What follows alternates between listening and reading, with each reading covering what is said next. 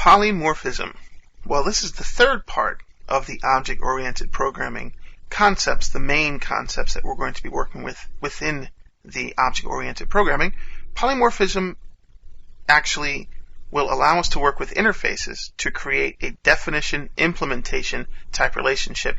And this is between interfaces and classes that are going to derive from interfaces.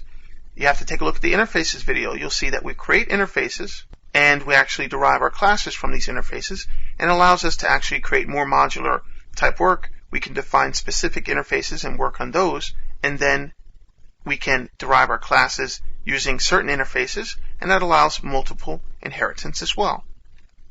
Now, we'll also talk about abstract methods, and abstract methods are used to define methods that don't actually supply implementation, and this is going to be within an abstract class. This is going to enforce polymorphism on the descendants, as we're going to see. When talking about and working with polymorphism, you can't avoid talking about working with components, like I said, interfaces. C# can use interfaces, inheritance, and abstract classes to actually implement polymorphism. And it defines what we've been talking about already. We'll see this, we'll see the abstract classes, which is a way of working like interfaces, and we've seen interfaces and explored some inheritance already. It deals a lot with working with components. When you're dealing with working in C#, it's important to think in terms of components. You're really accessing components everywhere. Overloading, this is overloading constructors, methods, and operators. This is also considered a common and useful form of polymorphism, and we've already seen overloading, and this is where you have different parameter lists for your actual constructors, methods, and operators, and this allows you to have the same method name but different method signatures, and this allows you to increase the functionality, work with different types, etc. Now, base class virtual methods is another way. You can actually use this to override, and you're going to use the virtual and override keywords like I mentioned in the inheritance video. So you're working with base classes with the virtual method, and then in the derived class you're going to use the override, and that helps out quite a bit.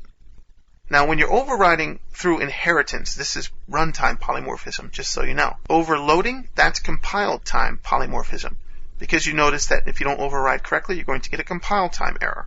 Method overriding in C# is dealing with inheritance and interfaces. So you can see the functionality of what we're talking about here getting more and more specific.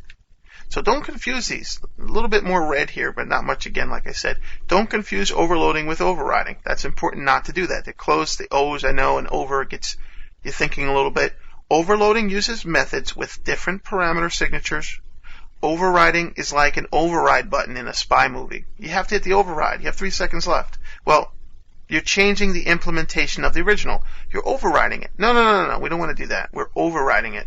Oh, that's what you think? Well, I'm your manager. I'm overriding that. So let's look at the project here in PrimalScript. Again, the polymorphism. You can see that dealing with polymorphism, we're talking about a few things here. Virtual and override. As you can see, here are methods. So we have a base class, and we're using inheritance to get to that base class here in our derived class. But then we're using polymorphism to work with virtual in the base. You can take a look at the inheritance video if you didn't already. I talk a little bit more about this. Virtual in the base. You put that here right after public, between that and the return type. And then the override is going to be in the derived class. And you'll notice that we do it for each of these. So we're overriding things. And we also have a derived class here as well. Just to let you know that this class is deriving from the other class, and we're also using virtual. You can take a look at that derived class project and run that as you want to. And we'll see more of this when we talk about bases as well. But we're using that virtual quite a lot. And then we have an abstract project, all in that same folder. Just looking at the abstract.cs. We're looking at an abstract class, which is going to allow us to do polymorphism. And what we're doing is we're creating an abstract class, and when we do that, we can create abstract methods and properties if we wanted to. What we're doing here is creating an abstract method. And what this forces us to do is when we do that, we declare something as abstract. You notice this is to the left. We're saying that you have to override this. You must enforce polymorphism, and you have to actually override these methods here. You have to implement something else. All of these are declared as abstract. Notice as we slide down, we're using the override keyword. We're forced to, but we're using it. If we don't, we're going to get an error. And each of those is going to be forced to do that. Forced to use the override. So we're forcing polymorphism.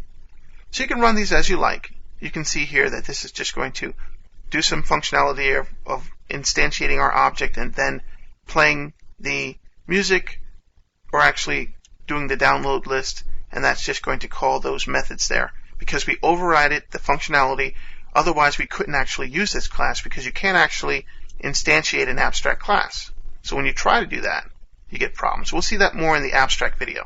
But this is polymorphism. And this is the foundation of what you're going to be doing with your object-oriented, together with inheritance and encapsulation.